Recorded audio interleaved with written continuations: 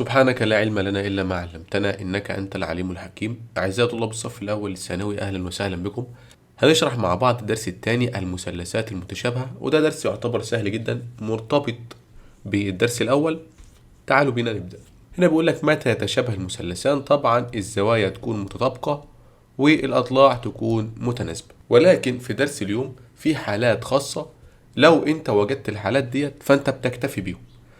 الحالات ديت اللي هما A و A و S و S و S و S A S. يعني ايه الكلام ده؟ A يعني زاويتين.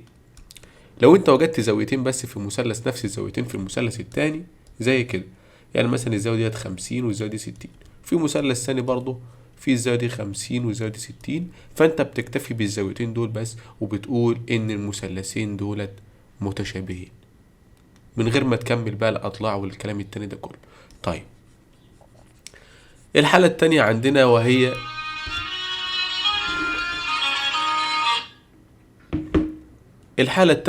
وهي اس اس اس. اس اس اس طبعا احنا عارفين ان هي الاضلاع الثلاثة، ولكن في التشابه الاضلاع الثلاثة ما بتكونش متطابقة، مش متساوية زي الترم اللي فات. لا، هنا الاضلاع بقى ايه؟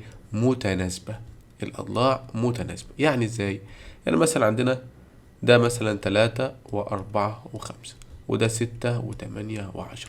لو انت قسمت التلاتة على الستة طلعت لك نص، وقسمت الأربعة على التمانية طلعت برضو نص، وقسمت الخمسة على 10 طلعت نص. كده انت عندك الأضلاع التلاتة متناسبين اس اس اس. حلو كده، وكده يتشابه الايه؟ المثلثين. طيب، الحالة الثالثة والأخيرة وهي اس اس، يعني ضلعين وزاوية محصورة. الضلعين طبعا متناسبين زي ما احنا عارفين. الزاوية المحصورة للزاوية لازم تكون متساوية، وليكن على سبيل المثال عندي ادي مثلثين اهمت. عندي هنا مثلا زاوية وليكن 50، وهنا نفس الزاوية برضو 50، وده مثلا 3 وده 6 وده مثلا 5 وده 10. فهنا الزاوية نفس الزاوية، خلاص الايه تمام كده. بالنسبة للاس عندك 3 على 6 تساوي نص، وعندك الخمسة على 10 برضو طلعت لك بإيه؟ بنص. طالما النص نفس النص هنا، فأنت بالتالي أصبح الأمور عندك تمام. كده الحالة التالتة معاك، فبتكتفي ب SAS وتقول إن المثلثين متشابهين. يبقى أنت لو وجدت أي حاجة من التلاتة دولت تكتفي بيها وتقول إن المثلثين دول على طول متشابهين. تعالوا نشوف الأمثلة. هنا بيقول لي هل المثلثين اللي على اليمين دولت متشابهين ولا لا؟ طيب، انا واضح عندي زوايا، فانا عندي ثلاث حالات: يا اما AA، يا اما SSS، يا اما SAS. انت بالعقل كده انت شايف ان انهي واحده فيهم الافضل؟ طبعا احنا شايفين ان هنا ايه؟ AA زاويتين. ولكن انت للمره الاولى اول ما تنظر ليهم هتلاقي 75 57 48 57، هتقول ان المثلثين دولت غير متشابهين، ولكن اقول ان كلامك خاطئ تماما. اياك تقارن بين مثلثين بدون ما تعرف الزاوية التالتة، الزاوية اللي فاضلة. فازاي تجيب الزاوية التالتة؟ زي ما احنا عارفين، تجمع الزاويتين دولت وتطرحهم من 180. فهنقول 180 ناقص، تفتح قوس، القوس مهم جدا على فكرة، 57 زائد 7 75 48. يبقى الزاوية اللي فاضلة هنا طلعت لي 48. نفس الكلام برضو هعمله، لازم نجيب الزاوية اللي فاضلة هنا. خلاص انت تمام كده، مش مهم تجيب الزاوية التالتة. ليه؟ عندك هنا زاوية 48 زاوية 48، عندك هنا زاوية 57 زاوية 57. يبقى انت خلاص تكتفي بالشرط اللي هو AA. خلاص، يبقى انت كده حليت المسألة. المثلثين دول نعم بالفعل متشابهين. طيب، نشوف مثال رقم B. عايزين نعرف المثلثين دول متشابهين ولا لا. لو تلاحظ عندك هنا ان هنا الاس نفس الاس هنا تقابل بالرأس. تمام، يعني دي لو اللي خلاها زاوية واحد دي زاوية اتنين، فزاوية واحد تطابق زاوية اتنين بالتقابل بالايه؟ بالرأس. تمام خالص. طيب كده مطلوب منك حاجة كمان، عايز لك كمان زاوية. انت جبت ايه، فاضل لك ايه عشان تبقى حققت الشرط اللي هو ايه يعني زاويتين. لو تلاحظ ان الضلع دهوت بيوازي الضلع ده، طالما بيوازيه فزي ما انت فاكر كان في زي الترم الاول تبادل داخلي، فهتلاحظ ان الزاوية ديت نفس الزاوية ديت تبادل داخلي شبه حرف زد كده. يبقى زاوية R تطابق زاوية W بالتبادل. يبقى انت كده جبت كام شرط؟ شرط اللي هو بتاع ال AA، يبقى كده المثلثين دولت متشابهين وشرط التشابه هو A. هنا بيقول لي هل المثلثين دول متشابهين ولا لا؟ لازم انا اجيب الزاوية التالتة. هجيب الزاوية التالتة هنا والزاوية التالتة هنا. طيب هجيب الزاوية التالتة هنا ازاي؟ ممكن تجمع الزاويتين دول وتطرحهم من 180، او تقول 90 ناقص 47 تطلع 43. برضو نفس الفكرة، هتقول 90 ناقص 44 طلعت 46. هل المثلثين دول متشابهين؟ لا، المثلثين دول غير متشابهين، لان مفيش زاويتين شكل بعض، في زاوية واحدة متنفعش، لازم أن يكونوا في زاويتين. طيب عايزين نعرف المثلثين دول متشابهين ولا لا. طيب انا عندي زاوية ال ديت زاوية موجودة في المثلثين، زاوية مشتركة اسمها زاوية مشتركة، يبقى زاوية ال ديت زاوية مشتركة. يبقى انا كده عندي ايه حلو، فاضل لي ايه كمان عشان خلاص ابقى حققت الشرط منهم، واللي هو الشرط بتاعنا ايه. طيب نبص تاني هنا نلاقي ان المثلثين دولت، هنلاقي ان الضلعين دولت بيوازوا بعض، فبالتالي عندي تناظر. فاكرين التناظر؟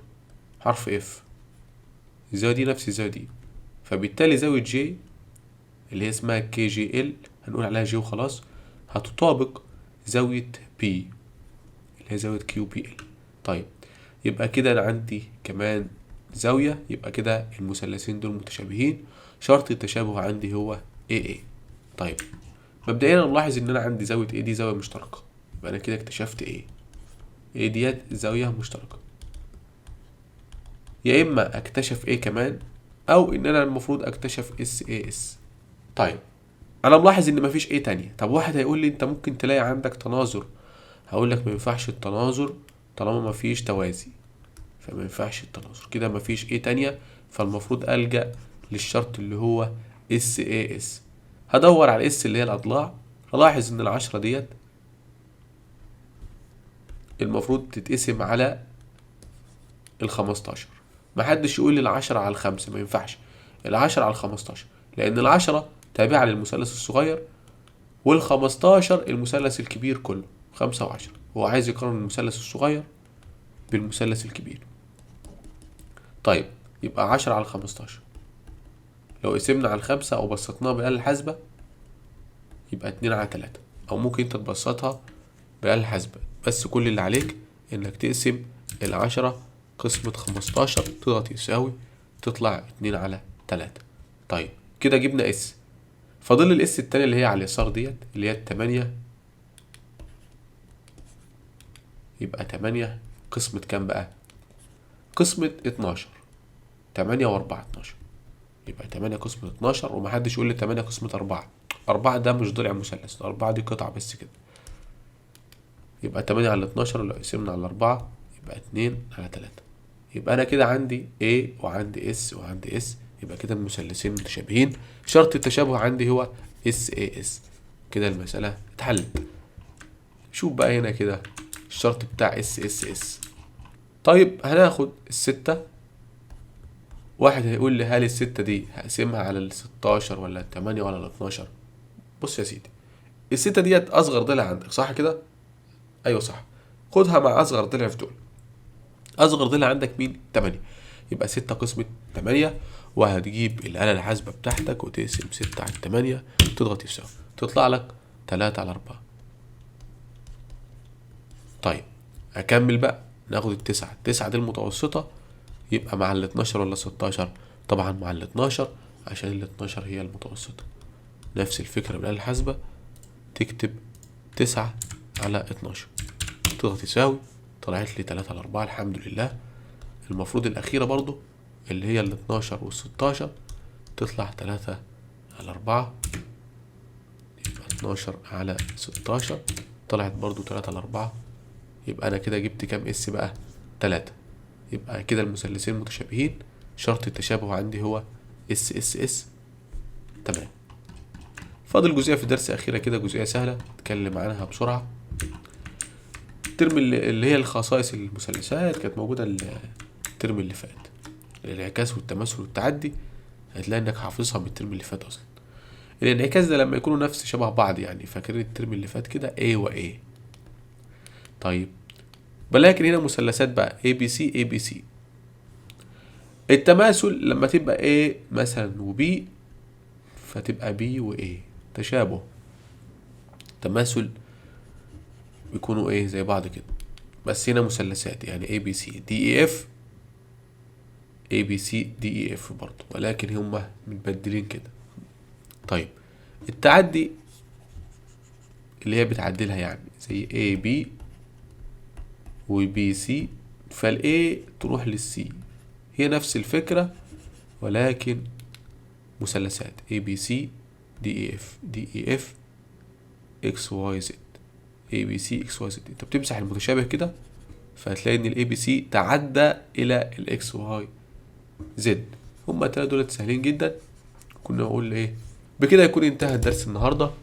اتمنى تكونوا استفدتوا من الفيديو ده، والسلام عليكم ورحمة الله وبركاته.